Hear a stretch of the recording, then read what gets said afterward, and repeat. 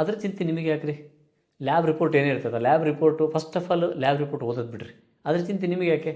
ಲ್ಯಾಬಲ್ಲಿ ಏನೋ ಬ್ಲಡ್ ಟೆಸ್ಟಿಗೆ ಕೊಟ್ಟರು, ನಿಮ್ಮ ಅಜ್ಜ ಹಿಂಗೆ ಮಾಡ್ತಿದ್ರಾ? ಬ್ಲಡ್ ಟೆಸ್ಟ್ ಮಾಡ್ತಿದ್ರು, ಡಾಕ್ಟ್ರ್ ಕೈಗೆ ಹೋಗಿ ಕೊಡ್ತಿದ್ರು, ಹೌದಾ? ಡಾಕ್ಟ್ರ್ ನೋಡಿ ಸರಿ ಇದೆಯಾ ತಪ್ಪಿದೆ ಅಂತ ಅವ್ರು ಡಿಸೈಡ್ ಮಾಡೋದು. ಲ್ಯಾಬ್ ರಿಪೋರ್ಟನ್ನು ಓದೋದಕ್ಕೆ ನಿಮಗೆ ಯಾರು ಇದನ್ನು ಪರ್ಮಿಟ್ ಮಾಡಿದ್ದು? ಅರ್ಧ ತಿಳ್ಕೊಂಡಿರ್ತೀವ ವಿಷಯನ. ಅದು ಏನೋ ಇರ್ತದೆ, ಇದಕ್ಕೊಂದು ಇದು ಲಿಂಕ್ ಇರ್ತದೆ, ಇದಕ್ಕೊಂದು ಅದು ಲಿಂಕ್ ಇರ್ತದೆ, ಏನೋ ವಿಷಯ ಲಿಂಕ್ ಇರ್ತವೆ. ನೀವು ಓದ್ಕೊಂಡು ಡಿಸೈಡ್ ಮಾಡಿಕೊಂಡು ಹೆದರ್ಕೋತ ಕೂತ್ಕೊಳ್ಳೋದು.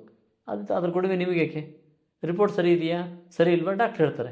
ಅದಕ್ಕೇನಾದ್ರು ಔಷಧಿ ಮಾಡ್ಬೇಕಾದ್ರೆ ಮಾಡ್ತಾರೆ, ಅಲ್ಲಿ ಕೈ ಬಿಡ್ಬೇಕು ಅದನ್ನು, ಮುಗೀತು. ಮುಂದಿನ ಕೆಲಸ ಮುಂದೆ. ರಿಪೋರ್ಟ್ ಓದೋಕ್ಕೆ ಹೋಗಬೇಡಿ. ಅದು ಓದಿಬಿಟ್ಟು ಅದನ್ನು ಗೂಗಲ್ ಸರ್ಚ್ ಮಾಡಿ ಎಷ್ಟು ಅರ್ಥ ಆಗುತ್ತೆ? ಒಂದಕ್ಕೊಂದು ಎಷ್ಟು ಇಂಟರ್ಲಿಂಕ್ ಇರ್ತದೆ ಗೊತ್ತಾ?